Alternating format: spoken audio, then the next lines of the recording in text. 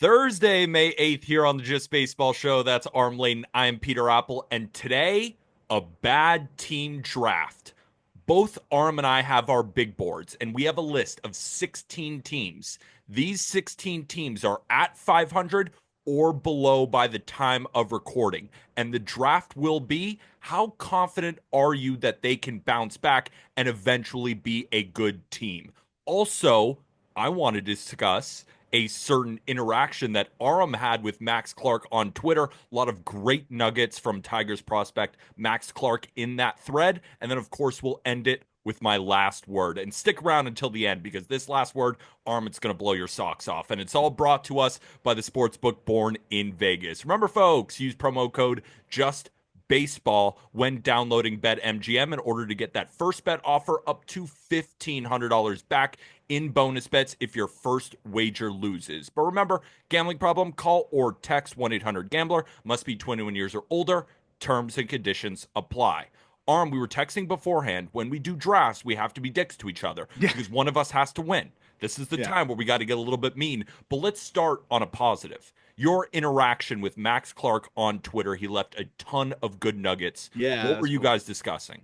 Yeah, that was cool. So I posted just kind of a video and some data on like what's shifted with him this year and just how he's unlocked so much more ridiculous. He always had a good feel to hit, but unlocked even more bat to ball where he's been one of the best contact hitters in the minor leagues period this year. So then I started to look at it and say, okay, well, what are some of the changes that he made? And I noticed he brought his hands higher. He's much narrower, and he's slightly open. And so just kind of highlighted that and then followed up with some of the data.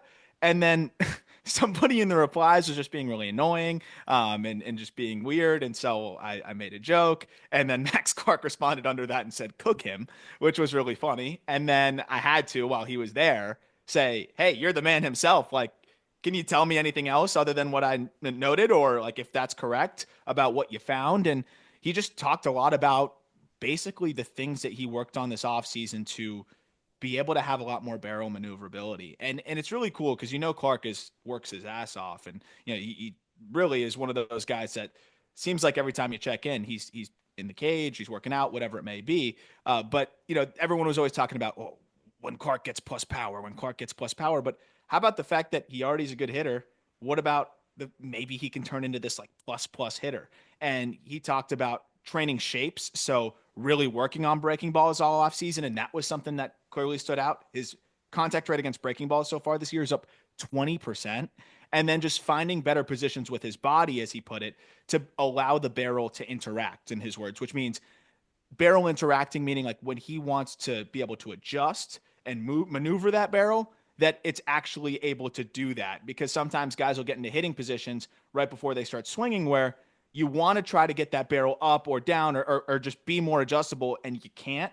And that's where he said sometimes last year I'd be in positions that no matter how well I saw the pitch, I couldn't get there. There meaning the pitch. So it was really cool to just be able to pick his brain. He's clearly a hitting junkie, and he DM'd me after that he could talk hitting 24/7, 365. And there's no better way to learn. And most of the things that I've learned about hitting and that I apply to my prospect write-ups and everything are through these kinds of conversations. But it was really cool to be able to have it kind of on a public forum, especially with Tigers fans always giving me a hard time about Max Clark. So, like, clearly, I like the guy. I think he's really talented, and it was fun to be able to have that conversation with him. That was a really cool back and forth between you and Tigers prospect Max Clark. Just to wrap up on the conversation, was there anything he said in the thread that surprised you? Like, was there anything where you're like, oh, I never even thought about that? It was interesting how much more for him it was focused on the upper body and his positions there. Because I look at him and I was watching the video, and there's so much more adjustability in terms of his ability to stay back. I was watching him, even on a changeup where he was a little bit out front, being able to still kind of keep that weight back and crush it, to the pull side or even shoot it the other way. So I thought maybe there was a lower half adjustment there or a cue there that he had found, but he really said it's mostly just been adjustments with his posture and really learning how his body moves. And he specifically mentioned like the forward side bend, which is really something that like guys will focus on at the contact point and through their swing, and really just truly understanding what that all means and what it feels like. So it was interesting for him just kind of saying, hey, I didn't really change anything drastically with my lower half. It was just really finding the setup and some of the pre-swing moves that got me to where I needed to be. The one most surprising part was that his hands had always been really low, and I think getting them higher now is a much easier spot to launch from. But he had said that he didn't find that until like just before spring training. So the other things he had found during his work in the offseason, but he didn't bring his hands up until just before spring training. And it seems like that has allowed him to have really good results. And that's what he said when I asked him about, the hand position.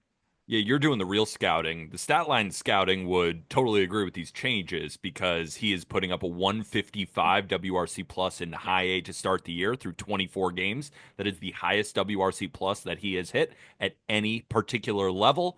And it has a lot to do with the 21% walk rate, but he's posted the lowest strikeout rate of his career, and he's hitting 300 for the first time. So all of those changes that he's making are clearly working when you just head to his Fangraphs profile. You ready for the big board bad team draft?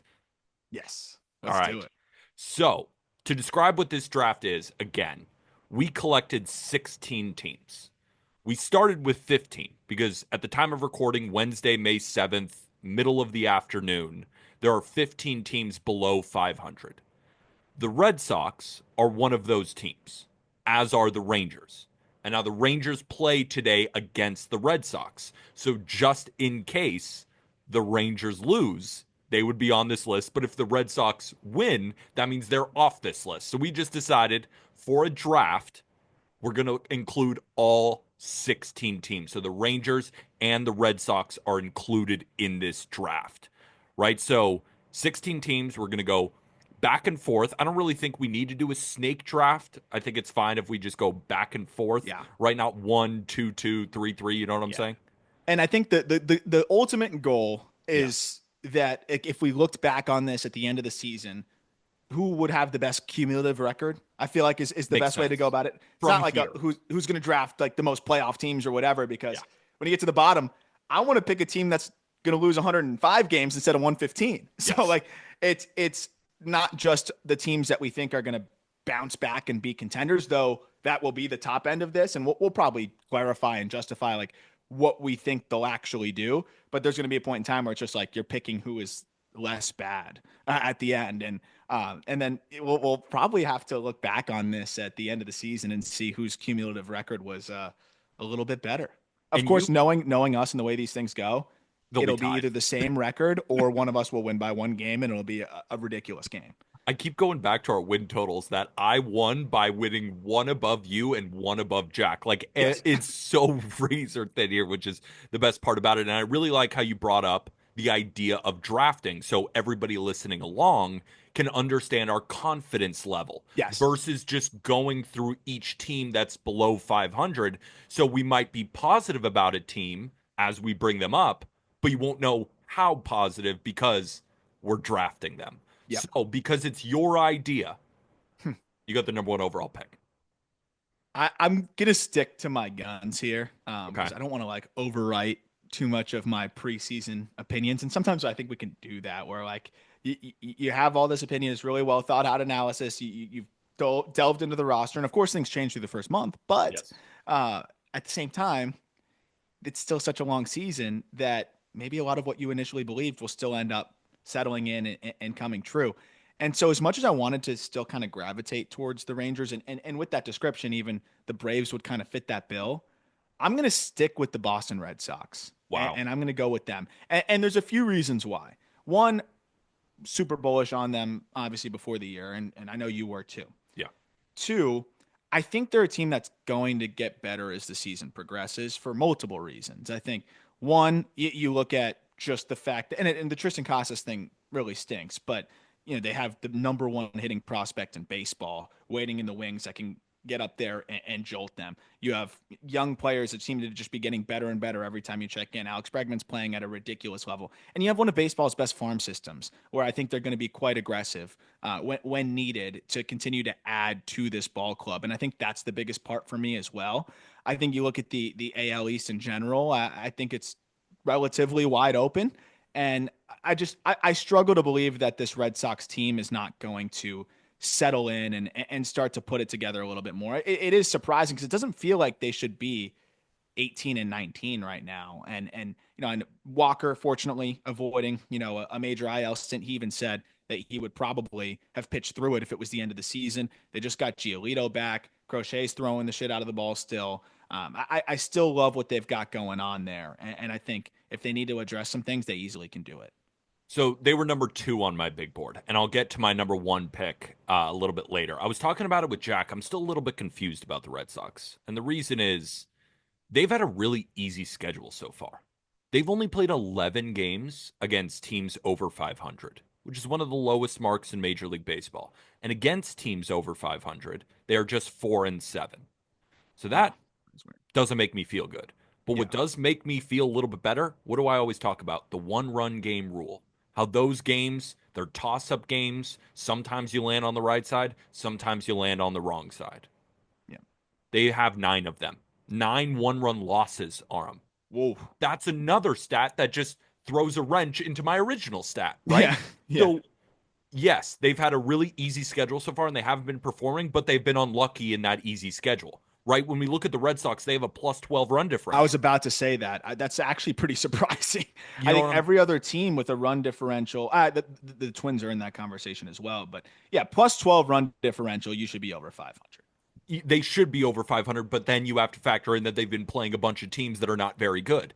And then I Yeah. look at their roster and I say to myself, a perfect example of young guys stepping up, like Christian Campbell in the middle of this lineup has been fantastic with his also ability to play a bunch of different positions. Wilyer Abreu has been incredible so far. Jaron Duran has a WRC plus below 100 to start the year. He's going to get better than that. Devers, Bregman, we could talk about the lineup all day. The loss of Costas is tough, but I still believe in the lineup. The rotation, it is up in the air, right? Giolito is back and he's not exactly performed, right? Brian Bayo is back and he's performed. Garrett Crochet is a monster, but I look at the rotation, especially with Buehler hurt, with Cutter Crawford hurt, with Tanner Houck taking a step back, and I say, game 2, who do I believe in right now? And I'm having a tough time coming up with an answer. So Yeah. that's why, for me, they're at number 2. Because Mhm. if I have a problem with your number 2, how can you be number 1? I think it was kind of a bar. That was kind of a bar. That was good. The way I'm looking at it too is if we're looking at like regular season record, I'm hoping that getting Cutter Crawford back into the fold, hopefully sooner rather than later. Richard Fitz, hopefully sooner rather than later. At least we'll just put them in a spot where, yeah, they may not have a great 2, but with that offense potentially being able to be elite, and at least you have that ace at the top. If the rest of their rotation can just pitch to a 4 ERA, like I Yeah, think they're in a low fours. They're going to win a lot of games. Do I like them to win the World Series as much now? Maybe not, but I do think from a regular season standpoint, they could get hot. And I do like that the bullpen has been a little bit better than I I like was the bull. expecting. I like the bullpen. Yeah, Chapman is unbelievable. Unbelievable. Slayton's going to be better, like He's a in terms dog. of the numbers. He's great stuff. Yeah, I agree with you. Hendricks, I do think is going to just start to settle in. At least I hope. Yeah. That is maybe a little bit more wishful thinking, but you got Whitlock. Like all of a sudden, this bullpen's actually pretty good. So I'm with you on the rotation side. I do like Hunter Dobbins as a 5 as well too. So like that is a guy that can also eat some innings for you.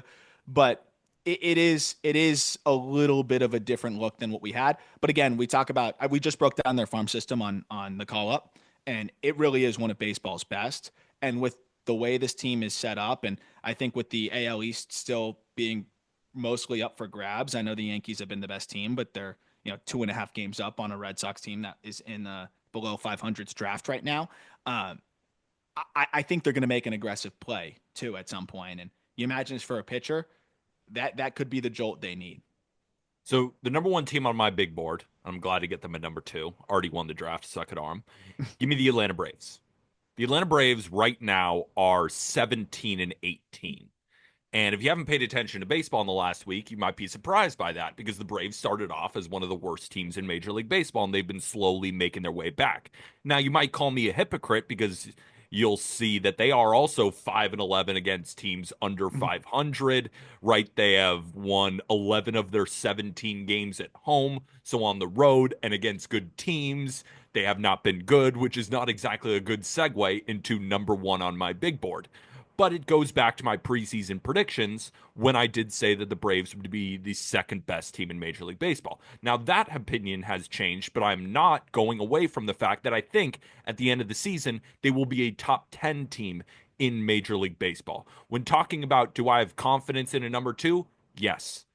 Chris Sale is the number one. Spencer Strider is the number two. You can cross him any single way that you want. I still think Chris Sale is a solid pitcher. Do I think he's at the Cy Young caliber that he was last year? No, but do I still think he's very good? Yes. Strider is on the IL with a hamstring injury. He should be back relatively soon. Schwellenbach has hit a little bit of a roadblock lately, Yeah. but I still think that he's a fantastic pitcher. AJ Smith-Shawver looked He looked fantastic great. in Oh his man. last start. And if we're talking about confidence in a number five, I have a lot of confidence in Grant Holmes as a Mhm. five in the rotation. I think the bullpen is better than what the Red Sox have. And there's a couple hitters I'm IDing on the Braves, even though the offense has been much better lately. There is no way, Arm, that Michael Harris is as bad as he's been. There's Yeah. just no way that he's going to have a 566 OPS for the rest of No. the season. I think that Ozzy Albies, even though he is a 92 WRC plus to start the season, will be an above average hitter when all is said and done. I also think that as Drake Baldwin gets more and more comfortable, they're going to find more spots for him. Verdugo has been a bit of a boost for this offense. That's something I don't exactly expect to continue, but if it does, great. If not, I think they have someone that they can fill in on the side. So, and again, it's another front office that I feel confident in will act at the deadline. Now, they don't have as good of a system as the Red Sox will. I think the Red Sox, to your point, will be more aggressive and will be a different team by the trade deadline. So we could be having another discussion. But I still feel that the best roster among all of these teams is the Braves by a considerable margin. I do think it's the best roster. I just there's something about the team that I get a little bit uncomfortable. And if I'm going off of just record, that's more I just have a little bit more confidence in the Red Sox maybe just turning in a better record. I know that's Hmm. terrible analysis, but everything you said I agree with. And I think when you look at the rotation, that's the part where I was like, ooh, maybe did I make a mistake because that pitching can keep them, afloat. And Chris Sale not only looked good last time out. He looked like Great. the Cy Young Chris Sale last time out. Yeah. So I think there's going to be those ebbs and flows with him being 36. Just and the laundry list of injury history that he's had, where some days he's not going to feel as good as others. But I think what he's proven is that even when he's not feeling 100%, he's going to get out and be solid out there. And the fact that you're going to get Strider back quickly and hopefully he can stay healthy is big. And then Ronald Acuna Jr. is getting closer and closer and closer to returning, and obviously that is as big of a jolt as you can get. Considering I know he's been awesome, but you're playing Eli White right now in right field, so that I don't think Eli White's going to have a 900 OPS for the rest of the season, but Ronald Acuna can. So that side of it is interesting. And then they will get Profar back for the regular season at the back half of it, which will help. So I think this team has the highest upside. And if you ask me to pick one that could win the World Series, I'd probably go with them. It's just with the inconsistency and the injuries and things like that. And even the bullpen, like it's been solid, but I don't trust it as much as I have in years past. And that's a little bit of a part of it as well. But I'm with you with the way that the offense has started to look. I think most people would probably take the Braves with the first pick. Is it crazy that I think they still win the division? No, I don't think so. They're It's such five a games long back. season. It's such a long season. They got their worst baseball out of the way. And the Mets have been playing their best baseball, but they're on a little bit of a slide lately. I still think the Mets are a fantastic team, but they've only won four out of their last, 10 games. And if the starting pitching takes a little bit of a step back, losing AJ Minter for the entirety of the season is certainly a blow to that bullpen. And is Pete Alonso going to have the second best offensive season in baseball this season? He might, but I think he probably won't. And then you could say, well, Juan Soto's going to take up that production. I'd be like, you know what? You're cooking. Yeah. Person talking in my own brain is cooking. So, yes, right now the Mets are better. Definitely. Right now the Phillies are better. But I still think that this Braves roster is better than both of them. And Mhm. I'm going to stick to my guns, say the Braves still win this division, even though I've been buying into the Braves and it hasn't made me look good. Arm, it hasn't made me look like a smart person. That's why it's a marathon, baby. But Yeah. I'm with you there. Like I think both teams, to be honest, are going to have strong second halves.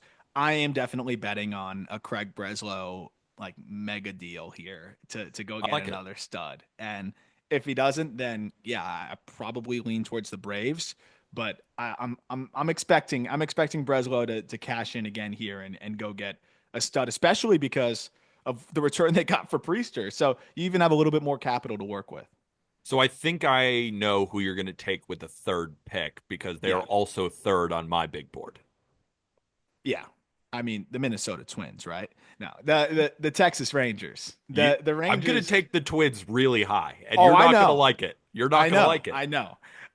The Texas Rangers, man, like they may be 19 and 18 by the time this is out. So they are a layup to a degree if that happens, but either way. I mean, we talked about it in the past, like maybe a week ago, just about, why I feel like as frustrating as it has been of a start for the Rangers offensively, the pitching has been so good that I think you can almost look at it as like a positive in a weird twisted way where it's like that offense is going to get better. And I know that they fired their hitting coach and maybe they're that'll help, but it's another one of those conversations where it's like there's just no way that this offense is going to continue to be this bad. Like Jock Peterson has been the worst hitter in Major League Baseball. I just I don't know if he's going to fully turn it around, but you're either going to see him turn it around or somebody else is going to plug in there and not have a 300 OPS. So that's one side of it. The other side of it is the fact that I think Wyatt Langford is continuing to blossom before our eyes. And I mean, you look at the MVP odds, like he's in the top 5, I think, with BetMGM, if I'm not mistaken. That's crazy. They just brought Evan Carter back. Maybe he can give you a little bit of a jolt there. You figure Marcus Semien is going to start to wake up, and he already is starting to heat up a little bit. They missed Corey Seager for I believe it was like a week or so. Now he's back. When he's hot, he can be as good as anybody. Josh Smith coming back and now doing this after, like we talked about, the first half being so insane last year, the second half being bad. It was like, okay, maybe he's coming back down to earth. No, here he is again. So the offense, I think, is gonna get going, and then the pitching, like for the pitching to be doing what it's doing so far, and you might say, okay, well, Pat Corbin's not gonna have a 3.28, sure. But I don't need to sell you on Jacob DeGrom. I don't need to sell you on Nathan Eovaldi. I even don't think I need to sell you on Tyler Mahle being a solid starter because we know he's capable of that. Is he going to sustain a 119? No, but nobody needs him to. So I think that side of it is fascinating to me where it's like this rotation is kind of thriving into its best case scenario in a lot of ways. And I think that can carry them for a lot of the season. And the bullpen has actually been pretty decent overall. I think it's actually been good through stretches. Yeah, I'm not very high on the Rangers. They did come at number 3 for me, but I do see a gap between the Braves and the Red Sox and then the Rangers and kind of everybody else. And I think there are a couple of teams who I could pitch as a better team moving forward than the Rangers. And the reason I'm harping on this is because Tyler Mahle has gotten off to a great start. We're recording before the Red Sox game. I'd like to see what the Red Sox offense does with him because I don't know how much longer a 92-mile-an-hour fastball without a ton of movement is opponents are going to hit 161 against it. Right? I know his breaking balls are good and his command has been pinpoint, but sooner rather than later, he's not going to have a 119 ERA. But again, I'm just kind of, you know, we all know that. Like, I'm not providing any analysis that's mind blowing with Tyler Mahle not having a 119 at the end of the season. The one player that I did want to bring up, which pertains to the offense getting better, because I agree with Peterson, he can't be any worse. Semien is not going to put up a 52 WRC plus this season. It's good to see Evan Carter back. The one player who I'm just so annoyed with watching, personally, Adolis Garcia. Yeah, Because I'm with Adolis you. Garcia last year was putting up horrendous ABs. Hmm. And it is highlighted in his strikeout and walk rate.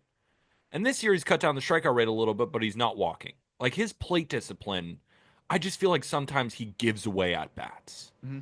He doesn't feel like he has a plan up there. It just, when I'm watching him, it's like, are you guessing? What's going on? This looks nothing. I'm not afraid of you anymore. Yeah. Right? Adolis Garcia, he used to step into the box and the hairs on your forearms would stand up a little bit because you know if you make a mistake, he's going to hit it 500 feet. And now I'm like, sure, throw it right down the middle. What are you going to do with it, Adolis Garcia? And that's a big shift for me.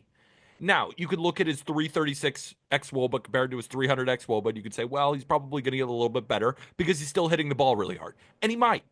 But what I'm coming to you and saying is that he's not the 836 OPS guy that he was for No. the 2023 World Champion Rangers. And that's a guy in the middle of the lineup where we have a blanket statement of the Rangers offense will get better. And I agree with you, but I don't think it's going to come from him, which is a tough blow to this team.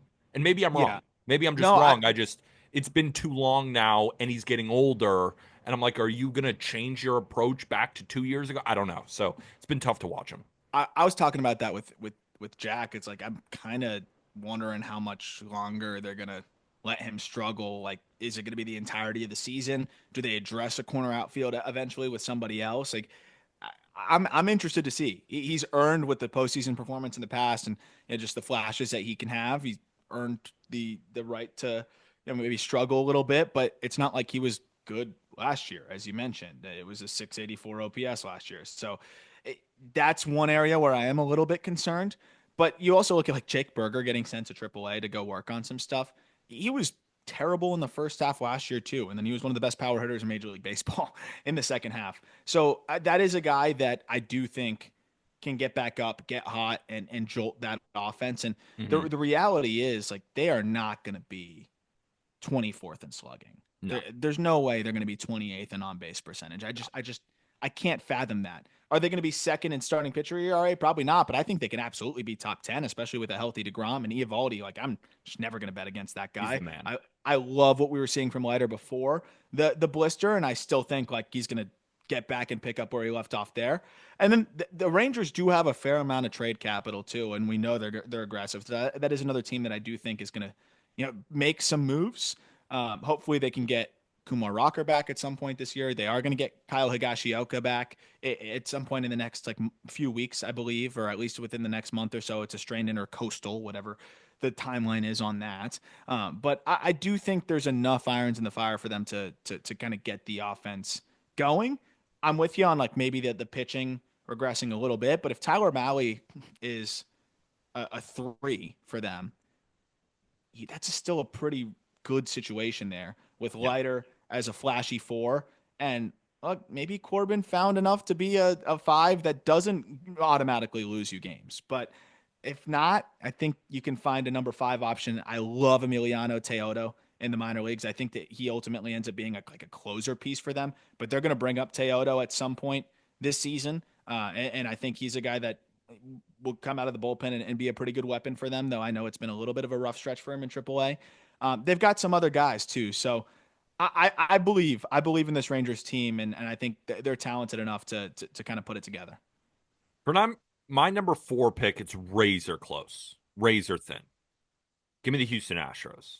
Mm, And I know I said I'm not scared of them, but at this part of the draft, I think they are the best team left. Jordan going on the IL certainly doesn't help the offense, but it's kind of another one of those offenses that you expect to be better, right? We talk about all the improvements that the Rangers are likely going to see. I expect the Astros not to have the 23rd ranked OPS at the end of the season or ranking 21st in runs and 21st in home runs either. Like Altuve's not going to be a below average hitter. Christian Walker, Yainer Diaz, they're not going to support WRC pluses below 80, right? The rest of them are probably going to give you what they give you, but I'm really looking at Altuve, Christian Walker, and Yainer Diaz, and then eventually when Yordan Alvarez returns, because he was not off to a good start to start the season, which is very rare, right? He was a guy where, we're talking about pressing the alarms early on in the season, how generally it's not a good idea to do it with anybody, but there are some teams that we see, and it's like, maybe we should start sooner rather than later. He's a guy who I'm giving an entire runway towards, right? mm-hmm. Even if he starts heating up in July, we will take it. It's still Yordan Alvarez. And Lance McCullers Jr. being back certainly helps his rotation. I mean, that He looked changeup good. looked awesome. His sweeper slider, whatever he's calling it, looks elite, right? The fastball velocity is not quite there, but give the man a second, right? Yeah. He hasn't pitched since 2022. So yeah, he's not throwing flames to start the year, but he'll start getting back and more comfortable. Hunter Brown is one of the best pitchers in the American League, full stop. Framber Valdez is still really solid. And if Ronel Blanco and Hayden Wesneski can just be average, it's a pretty good rotation. And what I Mhm. will give this Astros bullpen credit for is finding guys between the margins, right? Like Stephen Okert, he's been good, Yeah. right? Brian King, Caleb Ort is okay, not really, but Taylor Scott, Bennett Sousa, Ryan Gusto, a lot of these guys I've never even heard of. But when I'm watching the pitch, I'm like, all right, you can get them through a couple innings in the bullpen. And then, of course, when you have Hader and Brian Abreu, you're going to have a lot of success here. So there is a part of me that prefers the Astros to the Rangers. But Mm. the thing is, I know the Rangers can just be so damn explosive. And an Astros team without Tucker and without Bregman, there's not that unbelievable upside that you can dream on. And another point that you brought up, which is definitely important for an exercise like this, Rangers have the better farm system and they're much more likely to be aggressive at Yeah. the I'm deadline. glad you mentioned that. I That don't that is really the see one the thing. 'Cause Astros going after. They might make small moves, yeah. but they traded Tucker. They let Bregman go. So they're clearly not going to trade their best prospect in return for a three-starter. Right? That's not what they're going to do. While the Rangers might. So I do think that the Astros have a better chance of being solid. Like the Astros 60th percentile outcome I think is better than the Rangers 60th percentile outcome, but the Rangers' obvious upside plus aggression gives them the slight edge. That's why I did rank the Astros 4 on my list. Yeah, I like that point because I do agree that the Rangers could tank me in a way because I took them early and they could hit a wall because they're volatile, as we said before the season. They could win the World Series, they could struggle. And I still think that holds true here with the way the season has started. The Astros, like, they're either going to finish, I think, right around 500 or they're going to squeeze out an extra 5 or 6 wins and sneak into the wild card. I don't see a world where they're like bad. No. And it's just the way that the Astros have one been able to build a team, like you said, with the bullpen pieces and things like that. But two, just the way that they have enough pieces around to stay afloat and be solid. And the one minor concern, and I think the one thing that could affect you in this exercise is that if they are a little below 500, do they trade a Josh Hader? Mm, Do they trade Framber? mm. Um, that's the only thing. And I think they'll Could be be. good enough to where they won't do that. And we've seen that they are more than fine just losing guys into free agency if it means giving it their best shot through the regular season. But if they are a little bit worse than we think, it could get much worse. I agree So with you. that would be the only thing that could work in my favor. Like, what if Jordan's injury hurts him more than I'm thinking? Right? It's an injury to a hand, right? He's a power I've hitter. never heard of a hand strain. I know. Me neither. So exactly, that's why it kind of makes me nervous. Who strains their hand? And I don't know how that's going to affect him. And maybe Christian Walker in his first season in Houston has a down year. Maybe he gets better, but it's still a down year. What if Yainer Diaz isn't quite the offensive piece that we thought he was? I'm not saying I believe. Altuve starts to look 35 Yeah, in which he has so far this year. right. I'm being very optimistic, but because I have seen these guys before and I think I know, but we don't really know, But right? So it could it's a just be safe a bet. down year. Yeah. And So if it's that's down here, why, they're going to reshuffle a little bit. yeah, they will. So it's definitely something to monitor. But how about this? Before we get to the rest of the draft, let's take our first break. Okay. So this is a hard one because I want to talk myself into the Orioles so badly just because they have been one of the best teams in baseball the last couple of years of the regular season and they still have a lot of those players. But when I was going through this process, I opened up the roster resource and I looked at the rotation and I can't do it. Can't do it. I can't do it. They're pretty low on my board, I'll be honest. So if you want to take them next round, they'll be available. Yeah, I'm not. I'm gonna go with the Tampa Bay Rays. They were 5 for And me too. I'll make then I'll just make a quick case. You can add whatever you want and we Yeah. can move on to the next pick because I imagine we're gonna make a lot of the same points here. Yeah. Now the offense, like there's points where it can be a little bit rough to watch, but I do. Against lefties, they suck. But against Yeah, righties, they can hit. yeah, they can, and I think they're gonna balance that out. Like Hassan Kim is gonna be a huge addition, I think, to this lineup. One, because it's literally all left-handed hitters right now, and two, you're taking Taylor Walls and you're replacing him with a really solid player, like an above average everyday shortstop. And Kim should be back, I think, for a good portion of this season. Aranda, I don't think I need to sell anybody on what he's doing. I think Caminero is going to continue to get better and better. Like people forget he's 21 years old. Yeah. I think once that guy really starts to settle in, it's going to be fun to watch. It, I I wonder what the deal is with McClanahan, and I hope he comes back. I don't. That's not too baked into this conversation here, but it is a little like cherry on top. The bullpen's always going to be elite. They've got arms in the minor leagues too, and that's the other thing. Like we talk about a team that can't be bad. This team can't be bad because the rotation I think has been underperforming at a 3.97 ERA for their team rotation, which is I think 15th in baseball. The bullpen's at a 3.23 ERA, which is 7th in baseball. I think that could even continue to get better. Like Mason Montgomery all of a sudden has hit a wall, and I don't see that lasting. But when you look at the rotation side of things, like Pepiot 4.23, I think will be better. Littell 4.61, I think will be better. Tyler Bradley at 4.43, I think will be better. Drew Rasmussen at 3.09, I think he's that as Yeah. long as he's healthy. Shane Baz 3.86, I think he's been better than that, but at least will be that. I think they have one of the higher floor arms in the minor leagues in Ian Seymour, who has been fantastic in AAA and can plug in whenever they want. Joe Boyle has been good when they've plugged him in and has looked good in AAA. They're going to get Hunter Biggie back, who's one of my favorite relief prospects. Like the pitching is just going to be Ray's pitching. Yeah. And the offense, I think, will be good enough, especially with getting Ha-Seong Kim back and some young guys that are going to keep getting better. I think a Chandler Simpson's going to keep getting better. So that's why I believe in this team just being able to stay afloat and be pesky. So the only thing because I agree with you, like this team is built on pitching. I believe in all of the arms, especially in that bullpen. I mean, the rotation is awesome. So they should, over the entire season, win a lot of low scoring games.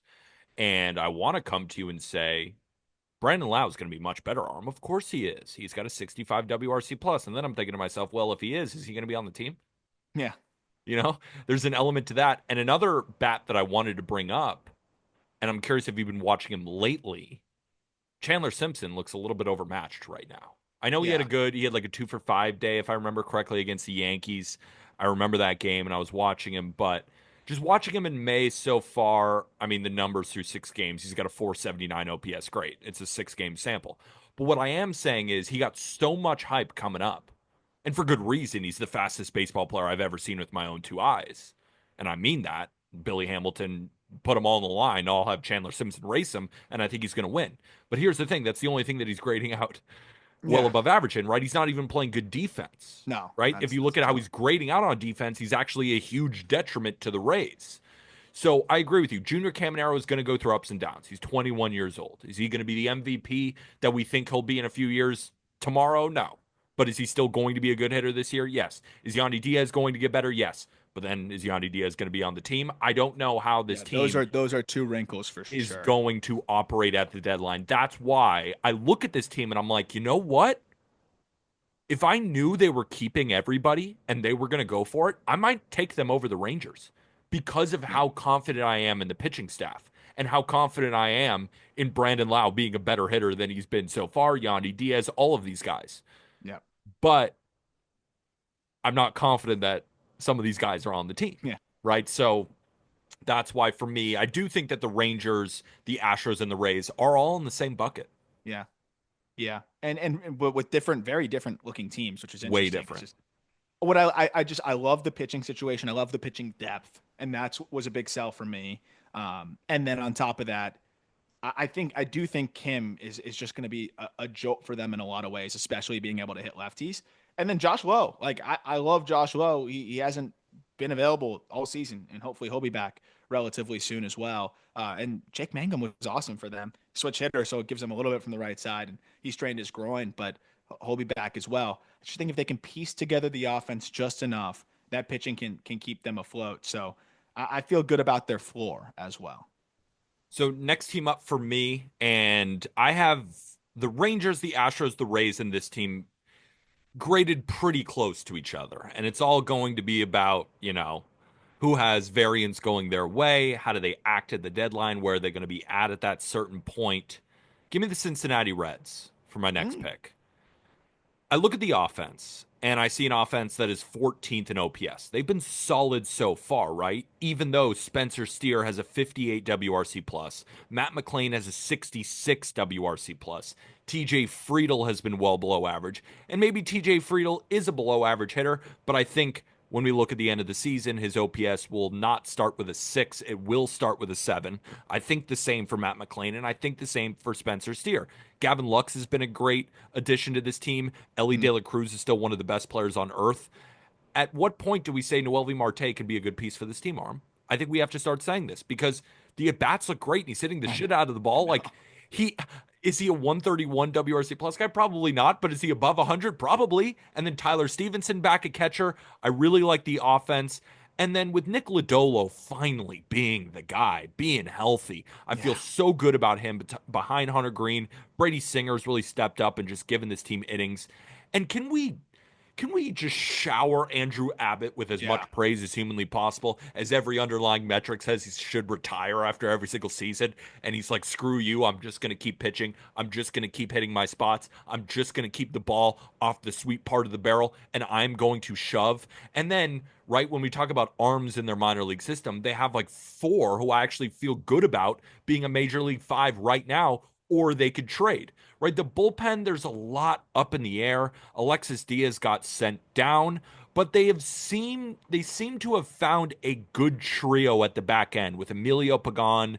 Tony Santillan has great stuff, and Graham Ashcraft finally Thank you. found a home. He found a Thank you. home, Aura. We've been We've talking been about begging. this, We've been begging. begging. This is the spot for Graham Ashcraft. Let that slider, let that cutter play up in 1 to 2 inning spurts, and he's going to be a valuable arm. So they found that. And if Alexis Diaz can come back and is anything, I have more faith in the bullpen as well. Are the Reds going to win the division? No, the Cubs are going to. Are the Reds going to finish second? I think so. Yeah, I might actually like that better than my Rays pick. You might. I rank the Rays 5. Their pitching is so outrageously good. Yeah, but the to your point, the bullpen, like it on paper actually has not been as bad as it feels like. But like they definitely need to address that if they really want to, I think, sustain things for the course of the year. And but I do agree that like Pagan seems like he's pretty reliable, and Ashcroft could end up being, if Pagan hits a snag, being their closer with the quality of stuff he has and how he's looked. The command's got to get a little bit more consistent. But Rhett Lauder as well, like just Yeah. what a crazy rehab start, by the way. So this was in the Arizona Complex League. It was Rhett Lauder versus Clayton Kershaw. Those poor like 17, 18-year-old hitters just getting carved. Kershaw went 6 no-hit innings. And Lauder, like, he was good. He went 3 innings. He did give up 2 runs, but 5 strikeouts. But just Clayton Kershaw just throwing a bullpen with people standing in, essentially. Throwing 6 no-hit is hilarious. But that has to be one of the more electric complex matchups ever. Imagine just But going to the backfields and seeing that. yeah, with Lauder like versus Clayton with like Kershaw. 12 people watching, and you're just like, this is sick. This is awesome. Insane. Yeah. Insane. And so, but from that lens, like that's another arm who was fantastic at the big league level and at least can be a back end arm for you. Chase Burns, like if they're making a push, they may throw that guy in the bullpen at the end of the year if they wanted to. Yeah, it is fun seeing this much deeper pitching situation. I know that Petty got teed off on, but that is a good plug and play guy as well. So this is the Nah, deepest we're pitching out on situation. him. Sorry. Oh, it's One over. start, he's done. Yeah. It's over. It's over. This is the best pitching depth situation they've had. Yeah. The offense is just so frustrating and inconsistent, but you can talk yourself into it getting better, especially once Austin Hayes gets back as well. Yeah. But that's probably the one area is just the volatility of the offense and the bullpen. But with where we're at in the draft, like I wish I could have taken the Reds. The Reds and the Rays were side by side for me. I also feel confident that they're going to add. I don't know how much they add. I don't know if it's a Yeah, it won't crazy be add. crazy, but they won't subtract No, I think that's the main point that they won't end because up. we're in subtract range here. All I can think about too is some kid just adjusting his braces, then like going to see Clayton Kershaw's slider. Yeah. That's all I can think about. Just like, like, oh, my braces hurt. I got a headache. Who are we facing today? Kershaw. Kershaw. All That right, and I'm 17 years old. All right, yeah, this is gonna that's be horrible. This is gonna be legit. terrible. No one had a chance. I No can. one had a I'm chance. also just imagining that bench warmer scene where a guy yells back to the dugout, "I tipped it! I tipped it!" Yeah, one guy walked, so that was a guy probably celebrating. Can you imagine how happy you'd be at 17 if you walked against Clayton Kershaw? Nobody could tell me anything after that at bat. I walked. I saw Yep, some pitches. He yep. was he was afraid to be. I would tell everyone. I would never let that He story didn't want to die. throw to me. Yeah. Yeah. Go on for your next team. Who you got at the number 7 pick? Okay. This is where it gets a little tricky There's an because obvious team sitting there. you say that, but like I don't think there is. Oh, It's funny 'cause I've got my there's a board. there is a team that still is in the running to win their own division. Yeah, I know. But And yeah, everyone's gonna hate my pick, I, except the fan base of that team. I'm gonna go with the. Okay, give me three. It's like the panic order right Well, now. you have your big board, right? So are you, is I'm it that I'm thinking about whether I want to compromise my big board or not. interesting? Essentially, You're already going against the big board. That's why I win most drafts because Jack and Arm, they fall apart. They fall yeah. apart. They don't go by their own rankings and then they start making picks. And then the people vote and I win every time. You just make the clout picks. We've talked about this. No, I make the good picks. And the people of the Just Baseball show understand good ball knowing. I'm gonna go. They are a subtraction risk, but I'll go St. Louis Cardinals. Okay. With this pick, because you look at the offense, Yeah. they can hit, man. Like they can absolutely hit, and the pitching situation, like it's not bad. I just please, for the love of God, get Michael McGreevy in the rotation consistently. Like, He's too please. young. He's way too young. I Yeah, want to see yeah. Michaelis. He just piggybacked and just absolutely carved again. Like, please. I know Michaelis somehow has a 4.76 ERA. McGreevy will Somehow. be better than that. I pr- Somehow. I pr- I promise McGreevy will be better than that. I think Sonny Gray will be better than a 4.12 ERA, and like Yes. that'll help. The bullpen is not that bad. They need to find some more like fill, but you have Ryan Helsley in there still. You have Phil Maton, and there's a couple other arms that have been all right. I think the bullpen is a little bit of a liability though, but it's more about just the fact that this offense can mash. I think Burleson's going to start to really heat up here. Had a great game the other day. Nootbaar's been awesome. Brendan Donovan's been awesome. Arenado looks a little revitalized. You look top to bottom, this lineup's solid. Of the teams left, I think this might be the most balanced lineup. Ivan Herrera is going to come back, and he was great when he was playing. So I would be a little bit concerned. I am a little bit concerned about the pitching situation, but the fact that McGreevy's just sitting there and you can plug and play a guy that can legitimately throw 180 innings for you at worst at a low fours, I think that is huge in this thing, especially if they do end up trading any guys. But I also think the guys that they've got there are going to be a little bit better as well, especially the guys at the top, aside from Libertor, who's been great. So I think the Cardinals are going to hang around 500. I said it preseason, and I still believe it. Yeah, the Cardinals were ranked right below the team I'm about to take. So I definitely like the pick. Your rankings are wrong because I'm going to give you the next pick next, but that's okay. One thing, Brendan Donovan is such a monster. I want to He's talk about amazing. him because he's so consistent and he's so good on all sides of the ball.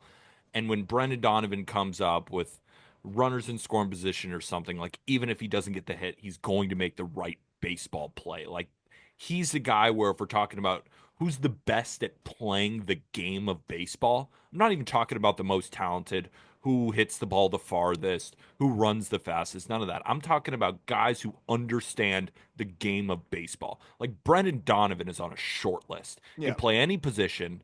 Velo doesn't bother him. Nothing bothers him. He's just so solid. He's a guy who every single team in Major League Oh my God, Baseball I would kill would for it. love to have, right?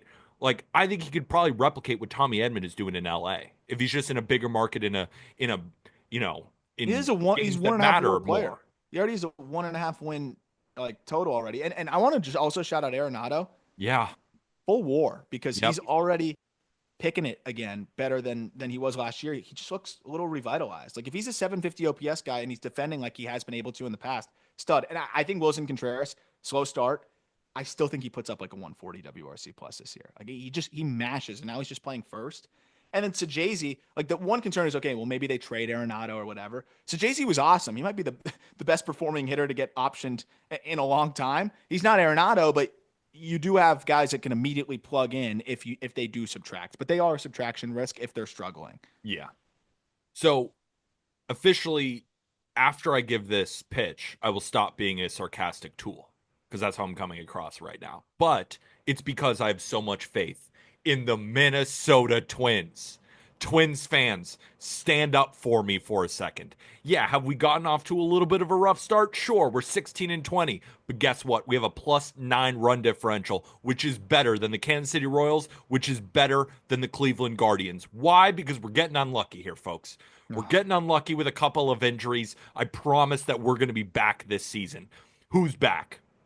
Royce Lewis is back. Royce Lewis is back in the lineup. Willie Castro is back in the lineup. Byron Buxton is a stud. Carlos Correa is not going to have a 73 WRC plus. He Ty crushed France. the other day. You think Ty France always hits? Admit that. You do. You've said that before. You like Ty France. I do like Ty France. Ryan Jeffers is a good catching option. And what if I like the rotation? What if I do? What if I think Pablo Lopez is a stud? What if I think SWR is a decent 4-starter? What if I think Joe Ryan is ace upside? What if I think Bailey Ober is a solid number 3? And if we're talking about arms in the pipeline, we got Festa. We got who else we got? We got a few guys. You got Zebby Matthews. Zebby Matthews, that's who I was thinking about too. So we have arms in the fire, and then a bullpen with Duran. Jax is not going to have a 6.75. Cole Sands, Louis Varland has found his spot. We're talking about Graham Ashcraft, couldn't make it in the rotation. Louis Varland can make it in the bullpen, right? Brock Stewart is back as well. Jorge Alcala, I still think, is a solid reliever. You love the manager too, right? No, the manager is one of the worst in baseball, and that's why they fall to number 7, in my opinion. But I really like this bullpen. I think the rotation is solid. And when this Twins lineup gets hot, they win games. Like this Twins team.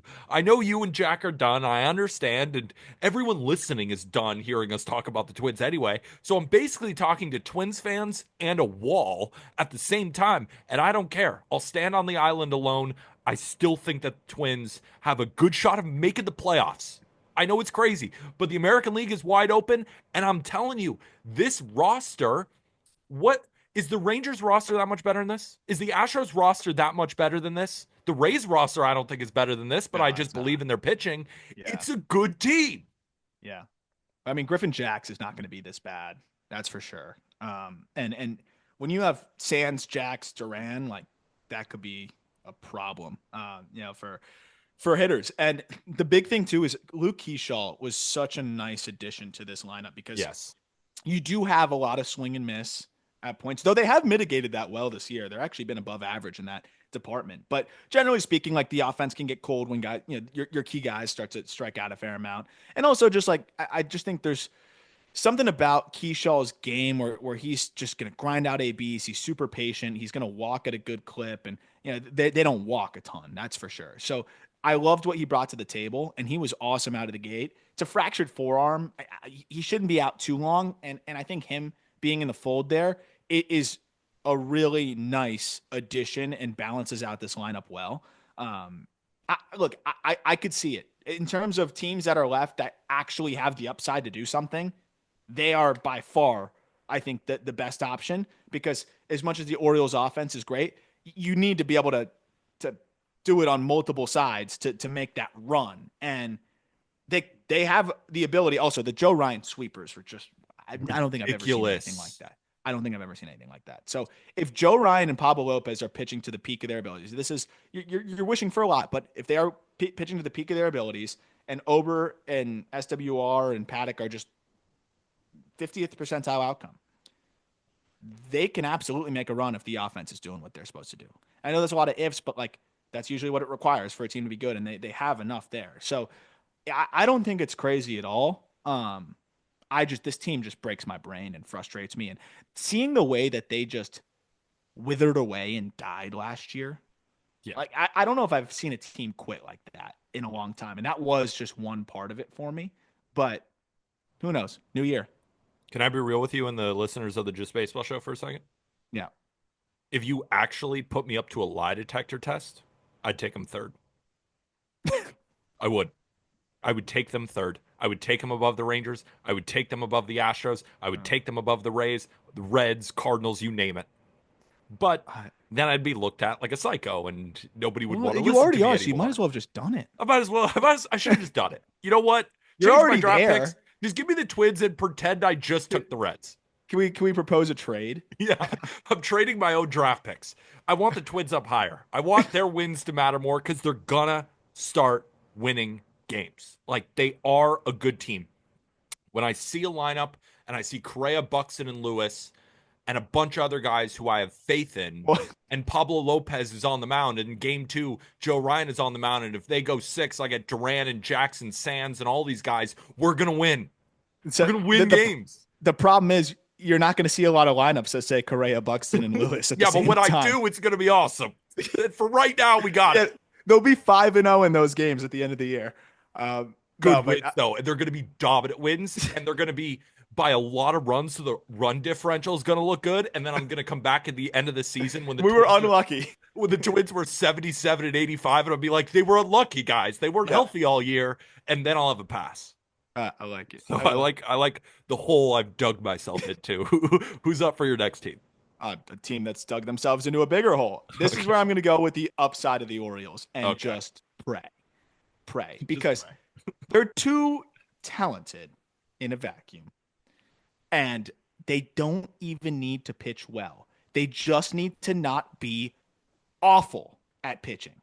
And good thing they got another 5-starter on the way in Trevor Rogers, but like it's incredible. Like it's like Mike Elias is like heard the jokes about that we were making, like how many 5-starters can they accumulate, and he's like, oh, watch this. But yeah, watch me do this.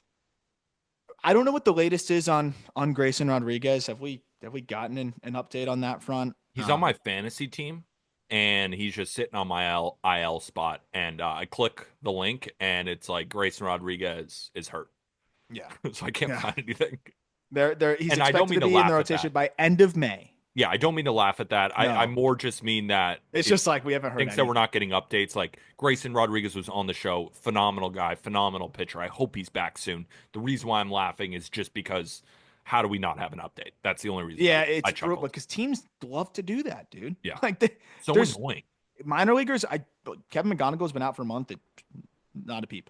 Nothing. Why? I don't know. Like, give out an sprained ankle, but they're just like no update. Even if he's like running or just anything, It's just you just keep clicking. He's like, oh, no. You update. can even tell us he's been on a 24-hour Fortnite marathon and he hasn't left, which means he's still not feeling good, which is fine. We just want to know. They can't give you that update.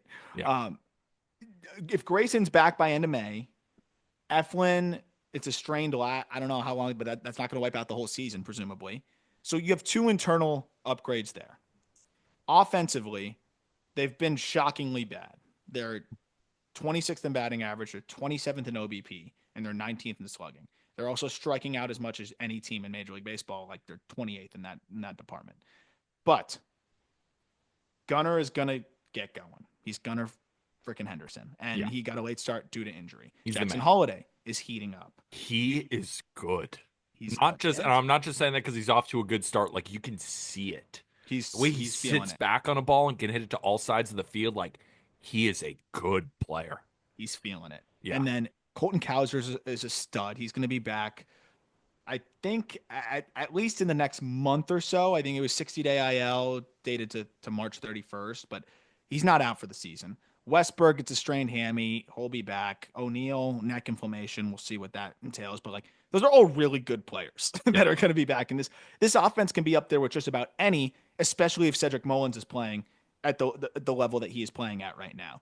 And then you have Samuel Basayo waiting in the wings who could potentially come up and plug into that DH spot if Mountcastle's not performing, and you can move him out of the way and put O'Hearn at first base. And you also have Kobe Mayo, who could be that upgrade option once you get Westberg back, if he's starting to swing it a little bit better and settles in there. The pitching is the big question for sure, but at least you have a couple guys hurt that could come back. And if they show some signs of life, maybe they add there. I doubt it because Mike Elias barely adds anyway. So why would he add when they're losing? But a team that can win 90 plus that we just saw and is very similar. Of course, losing Corbin Burns hurts, but I think they're too talented to be this bad. You just took a team where their best pitcher is Tomoyuki Sagano by far. Until Grayson Rodriguez and Zach Eflin come back. Okay. I can get behind that. But what I will say is, and that was just a joke from the weekend roundup, Orioles fans, especially the Discord, was like, Peter, can you shut the hell up and stop saying by far? But he is, right now, by far the best pitcher on the Orioles. I have the Blue Jays ranked above the Orioles. I think the Orioles are going to finish last. And again, even with Andrew Kittredge coming back in June or July. Well, you didn't tell me that. Now my opinion has changed a little bit because we are going to lock down the seventh. I mean, the seventh is over. The seventh is a wrap. The seventh is a wrap. So if the seventh is a wrap, you are kind of convincing me. But no, I like the Blue Jays better because I think to myself, yes, when Eflin and Grayson will come back, sure. But even when they come back, is that rotation better than the Blue Jays right now? I don't think so. They have Jose Urania in a spot right now. Barrios, Gosman, Bassett. Bassett is pitching really well. Gosman is still a very solid pitcher, and Barrios is one of MLB's Iron Men. Really good article, which you can read on justbaseball.com. Let me make sure I have the author because I literally just read it, and I thought it was a really good article. Yes, by Michael Monreal. Yep. Really good article. You can find it on justbaseball.com. MLB's Iron Men, which top starters are in peak form again. Really good article. I know I've just said that 4 times, but it was a really good article. There's 5. Barrios is one of those arms. And my issue is that Bowden Francis looks like someone else is wearing his jersey and going out there every 5th day. Well, it looks like he's wearing an Orioles jersey. I know. That threw me off. Yes, it is. Like, so the bottom of it, I don't love. But here's the thing. The bottom of it is what the Orioles rotation looks like right now. Like, those are the types of arms that they're putting out there. And I agree, the Orioles offense is probably better than the Blue Jays offense, but I still like the Blue Jays offense. Better. What'd you say? It's definitely better by a fair margin. Like, if it all goes well, better now. It's not better now. Oh, not now. Not now. I'm just saying it. And the Blue Jays ranked 24th at OPS, and it's still not better now. But I agree with you. It will be better over the full season. I think the Orioles offense is a little bit better. But I still like Bo Bichette, Vladimir Guerrero Jr., Anthony Santander, Dalton Varsho is back, Alejandro Kirk, and Andres Gimenez is going. Springer playing well is crazy, too. That is a huge. And I don't think that Andres Gimenez is going to have a 68 WRC plus. I do. Okay, well, I don't. And I also don't think that Anthony Santander is going to have a 73 WRC plus. That's fair. So I think that these guys are going to get better, right? I also think that Bo Bichette's going to be an above average hitter. I do. I know he's at a 94 WRC plus now. I think he is going to get better. And I also think there's a chance that Vladdy goes absolutely ballistic. Yes. Right? He's at a 122 WRC plus. So I don't think that the offensive gap is that large. I'm still taking the Blue Jays rotation, and the Blue Jays bullpen I've been impressed with. Hoffman's a stud. Garcia's a stud. Little is a stud. Green is solid. And Fluharty, I think that's how you pronounce his last name. I'm probably getting that wrong, but what I have seen is a really good left-handed reliever. So I like the Orioles pen better, though. Barely. Really, I barely. I think the Blue Jays pen is pretty solid. I throw that term around. It's not pretty solid. It's pretty fine. Like, I think their bullpen ERA is better for what it's worth. I think the Orioles bullpen probably finishes 12th and Blue Jays finish 13th. Like, I think they're going to be right around each other and probably both a little bit above average. I'm taking the Blue Jays. I am. I mean, I'm not in love with it. Maybe Scherzer comes back. I can't look at this Orioles rotation and rank them above. I just can't. I get it. It's tough. I'm literally betting. I'm betting on them being like what the Cubs have been or were in the first couple weeks of the season, where it's just a laser show, and then they've given up a bunch of runs, and you just out laser show them. That's probably going to be the way it happens. Then the pitching just gets okay enough. But I hear you. I had them right next to each other. All right, you go up next? Now we're starting to get into the draft where we're dumpster diving, bro. Yeah, we're dumpster diving for value here. But I do think there's clearly definitely the most exciting team of this bunch. I'm going to go with the Washington Nationals. Yeah, they were The next for me. Nationals are my pick. James Wood is just starting to blossom into a full fledged star. So that is going to. You know what I really regret?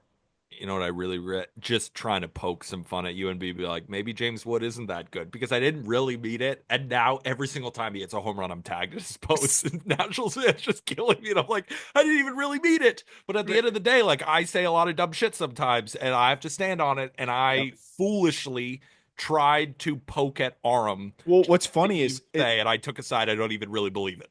What's funny is you like your initial was like, oh, I don't think he's going to be over a 900 OPS. I'm like, Yes. nobody is, and then So he he's not might going to be a still be over a 900 yeah, it's OPS. like Aram, I don't think he's a top 20 hitter. Suck it. And then you're like, he might be. And now I might even be wrong on that not even hot take at all.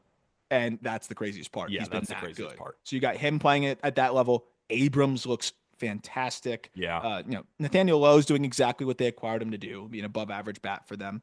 And Cruz is starting to show some signs of life, and I think that's huge as well because of what he can bring to the table. So I mean, this team is young, getting better. The offense is starting to settle in.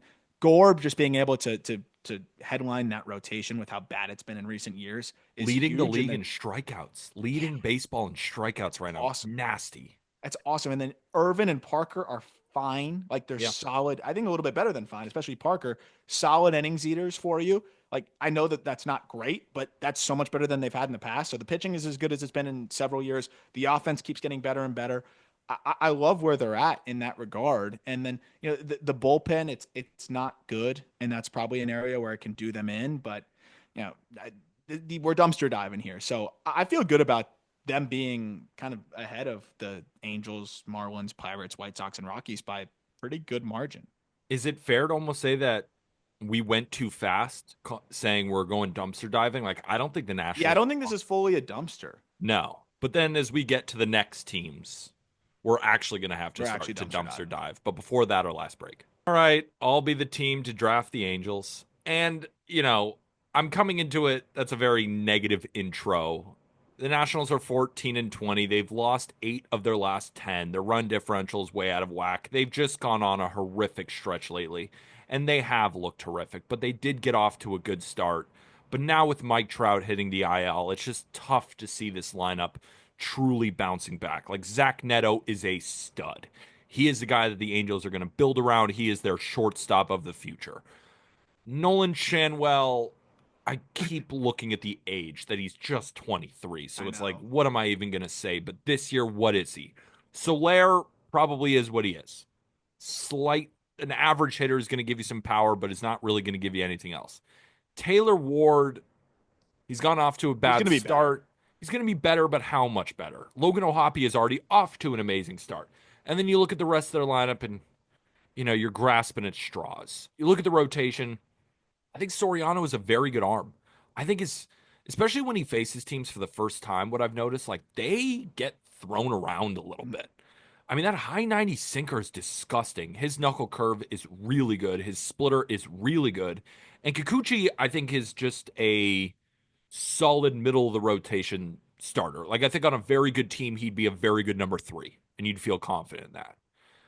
Tyler Anderson, he just keeps evading the middle of the barrel. So if you have 3 starters who I like, I have to draft you here with an offense that I don't think is terrible. Now, everybody outside of Kenley Jansen, Ryan Zefferjan he has pretty good stuff, incredibly high strikeout rate. So he's a bullpen arm that I kind of like. I just feel bad for Reed Detmers. I think the Angels just ruined his development. I still think, Yeah, if a team with a just pitching lab acquired him, he could literally be a good starter.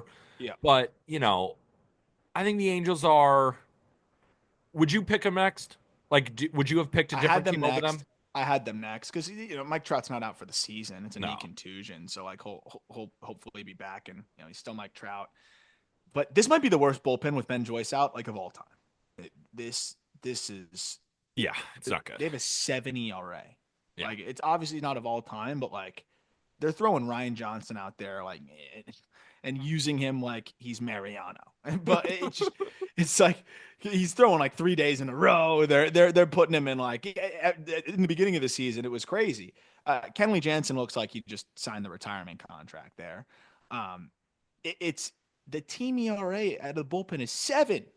Uh, that part is crazy to me. But the offense is still good enough. The rotation is good enough, I think, to fight from the rest of this group. But I think you could make a case for my next pick being maybe a little bit peskier. Go ahead. The Miami Marlins. Okay, I can get in with Fish Fam. Okay. So here's my pitch on why I think the Marlins could just hang around enough. I agree.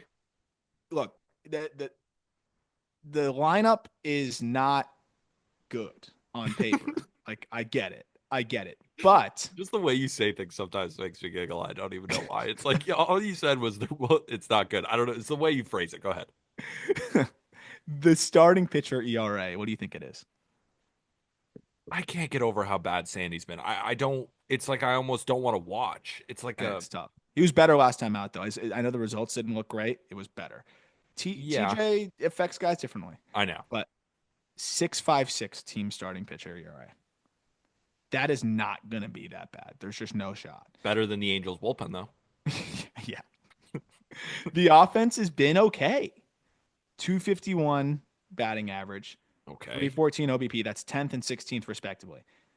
They are real in terms of swing decisions. Like they're grinding out ABs. They're going to be pesky. They're going to make things happen. I don't think they're going to be good, but they're not going to be atrocious. And the bullpen has been all right. I think it's going to be a little bit better as they get some guys back. But I just look at the rotation. Like they're 14 and 21 right now, and the rotation is objectively going to get better. Even if they do trade Sandy, that means he pitched better for a stretch and then they moved him. But Yep. Max Meyer has been great. You are going to get Ryan Weathers back soon, who looks like he's primed for a breakout. Like it was a frustrating detour because his stuff is way up this year and he looks fantastic. You're going to get Yuri Perez back at some point in the next month or so. It absolutely sucks that Griff got hurt. Of course, I'm devastated for him, but like the outfield, if you had Griff out there, all of a sudden it's like this is the underrated, scrappy outfield. Kyle Stowers is breaking out before our eyes. It's another piece we just put up on justbaseball.com. Dane Myers has already racked up a full win with the defense that he's playing out there, and he's crushing baseballs. So he's been solid. Augustine Ramirez has been a jolt for this offense as well. So, look, I don't think it's going to be awesome, but I think it's going to be good enough to fight off these other teams that I just think are worse because they have more reinforcements coming in the pitching department. And I also the bullpen, they're going to get Declan Cronin back, who was good for them last year. Hopefully Andrew Nardi back before the end of the season. But I really look at Ryan Weathers, Yuri Perez, and Sandy not being as bad as he is right now. And that has to take this team up a notch. I agree. I think it will take it up a notch. But in the meantime, this Marlins roster is looking pretty rough right now. And it's headlined by Sandy, who, to your point, did look a little bit better in that last start, but he's not the same Sandy. Like when you say the word Sandy, ace, 8 inning shutout just is glued to your brain. So when I watch Sandy, I feel like it's a guy wearing a different jersey. And again, it's really hard to come back from Tommy John. This is a human being. But the thing is, when we're talking about winning games right now, he's not necessarily helping the Marlins. And it's still going to be a little bit of time until those guys come back that you mentioned. So will they be better in the future? Yes. But for the time being, I still like the Angels. Another wrinkle about the Angels is they're probably not going to sell. Like Kikuchi's Yeah. probably going to stay. Soriano's probably going to stay. They may I mean, buy. maybe Tyler Anderson goes, but probably not, right? So, Trout's going to come back. I still think the Angels offense has more upside than the Yeah. Marlins. And Yeah. a big reason why I think so is who I thought was going to be the best offensive piece for the Marlins this year, Xavier Edwards, Yeah. has taken a big dive. Yeah. I mean, if we're talking about plate discipline, it's been pretty good, but he just doesn't hit the ball with any sort of impact And at they all. got to take him off a shortstop, man. Like, Yeah, they should and just then he literally can't switch him and Otto defend. Lopez. It makes no sense. Yeah, so if a guy who I thought was really going to headline a top of a fun Marlins lineup isn't exactly doing so, I mean, scroll Marlins Twitter for 5 minutes, they're asking for Ronnie Simon already. right? I You love know, they're Roddy asking for Simon. Roddy Simon to shortstop. And I don't blame them because X has just not been what I think, and I think all Marlins fans thought he was going to be Yeah. after posting an 820 OPS and hitting 330 with 31 steals. But it just looks like a little bit more of a flash in the pan versus something that we should expect moving forward. And, you know, Griff getting hurt sucks for this offense. Yeah. I mean, he was killing the ball. Yeah. That's certainly a loss. Kyle Stowers has been great. You know, I still think Norby's a decent bat. You know, I still think that Mervis can crush one from time to time, but I still would take the Angels. But I like the pitch on the starters coming back because when you start to imagine what the Marlins will look like in June, July, you're like, okay. Yeah. I mean, they're gonna have a starter who can win you a game every fifth day. Yep, and they need to play Dane Myers every day. I don't know why they wouldn't do that at this point. They need to do that, but yeah, it's the rotation that can give you a shot. I think almost every day, which is the big part, especially if Myers continuing to throw the way that he's been throwing. But who are you taking from this big three now? For all those watching on YouTube, I'm giving a little bit of a smile because isn't the exercise wins from here, Yes. right? It's wins from today, May 7th. Give me the Chicago White Sox. I'm taking them over the Pittsburgh Pirates. You heard me, Pirates Oh fans. God. And I'm taking a stand against Pittsburgh. And it has nothing to do with the fans. The fans are amazing. The park is amazing. Paul Skeens is amazing. O'Neill Cruz is amazing. And everything else I can't watch. I think Bubba Chandler's the second best pitcher in this organization. Yeah. Yeah. He's not on the team. You Yeah. know what I'm saying? And if they buy, I don't know, but they're probably going to sell. I would assume that they'll sell off Andrew Heaney. I assume that Yeah. they'll sell off Bailey Falter. So those guys who have given them really good outings to start the year are probably not going to be there, and they are 12 and 25. I mean, the offense is one of the worst in baseball, and I know I'm pitching the Pirates as worse instead of celebrating the White Sox. Yeah. But when I look at the White Sox, like they don't have a Paul Skeens. But do they have young arms I think are a little bit more intriguing who are They're definitely going to 10th in stay with the starting team? pitcher ERA so far this season. Because Sean Burke has been good, Davis Martin, and of course Shane Smith has been the best of the bunch. Right? Jonathan Cannon is finding it as well. I think they got an interesting mix of bullpen arms, and with all the young guys that they're calling up, I feel I want to turn on a White Sox game more than I want to turn on a Pirates game. Oh, but for sure, so if Paul Skeens isn't throwing, I'd rather watch Kyle the Teal is going to come up. Edgar Caro's already making an impact. Chase Mydroff is making an impact. Like they are just a team that I am going to turn on more than the Pirates, especially when Skeens is not pitching. And when they don't even win the Skeens starts, what are we talking about? Yeah. I just have no faith in this organization running anything well. And that's not saying, well, the White Sox are going to buy and they're going to do all these great things, but they're at least going to let the kids play. Yep. I mean, how many more times do we have to watch veterans who nobody else wanted to sign just plugging up areas for young guys? Like, how is Nick York not on the team? It's crazy to me. I How mean, is Bubba Chandler not on the team? Like, they're doing this, you know, service time manipulation for what? You're just going to use them and then for all that they have and then either trade them or let them be free agents anyway. So what are you even doing? it It makes no I sense. They make me so angry that out of anger I'm picking the White Sox. And I don't even Yeah. really believe in it, but out of anger, give me Chicago. I don't hate that, to be honest, especially because the rotation has been solid, which is surprising to say, but it has been solid. So I really don't think that's a crazy or bad pick by any means. And the Pirates are just so damn frustrating, but that leaves me with them, and I have to take them Can I say one because, thing before you yeah, continue real quick? I just did with Jack. We were talking about the Pirates on the weekend roundup, and I was like, you know what? I'm done letting them get me angry. I'm done, Arm. And yeah, right now, there you go. to my next episode on the show, I'm pissed. They infuriate me to no end. They have three above average hitters: O'Neill Cruz, Andrew McCutchen, and Joey Bart. Like, there's a chance they may have one hitter finish with a WRC plus above 100 by the end of the year. Yeah. Um, but I got to take them over the Rockies, who I think could be the worst team ever. Yeah. So I they're gonna win still enough of the games that Paul Skeens starts. Mitch Keller is not going to make you lose. Bailey Falter is not going to fully make you lose. Andrew Heaney might actually help you win in the meantime. They've got, and then if they make some trades, here's the difference too. You're gonna get Bubba up once they're positive he can't win Rookie of the Year because they're probably so jaded from what happened with Paul Skeens. They did not think he was going to win the Rookie of the Year and end up, taking earning a full year service time.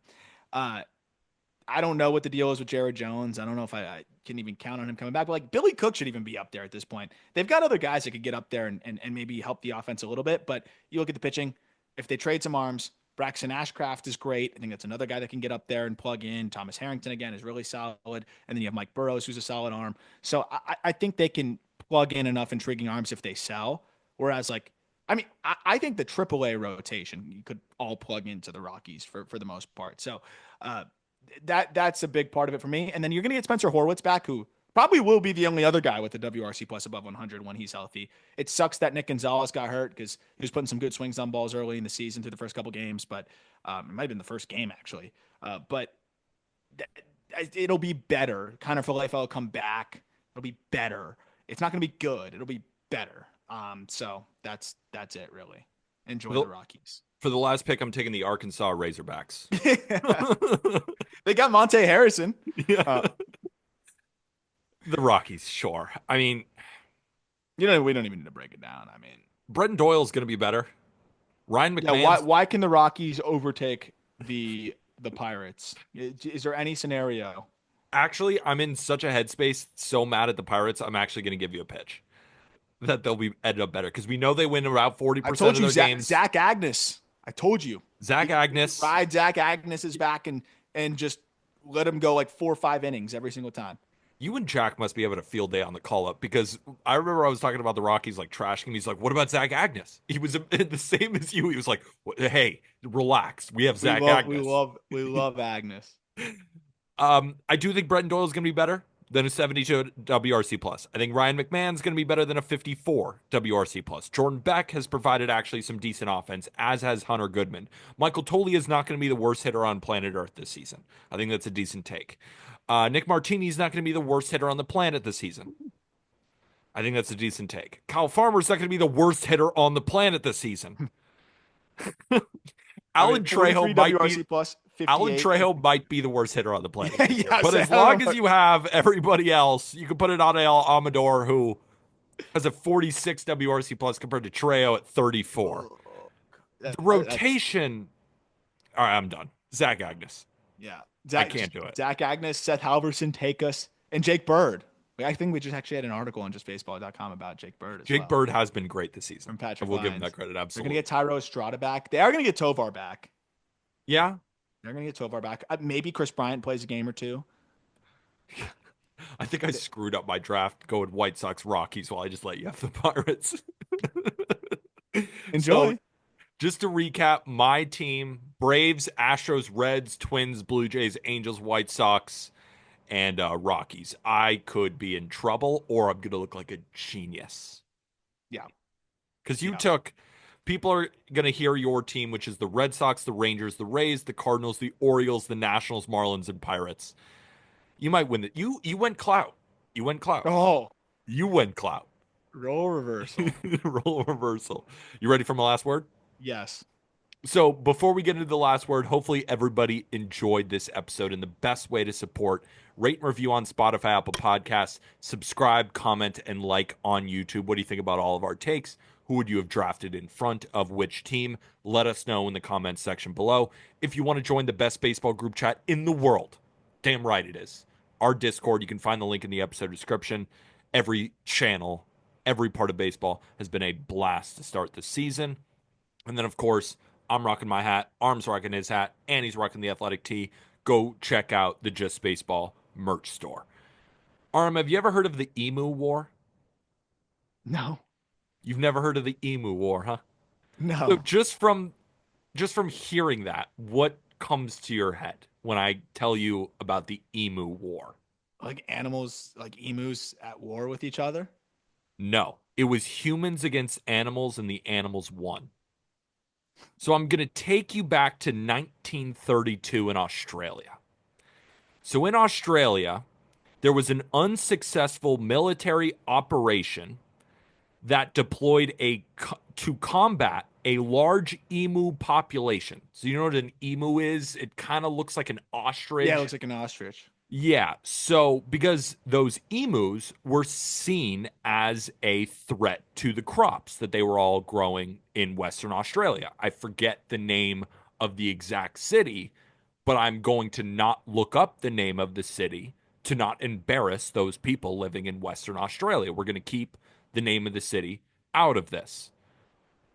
But the emus, and again, I'm reading straight off Google, proved to be surprisingly resilient and difficult to control. The soldiers, armed with Lewis guns, ultimately failed to significantly reduce the emu population, leading to the operation being dubbed the Emu War. So, emus in 1932 were damaging crops, particularly wheat.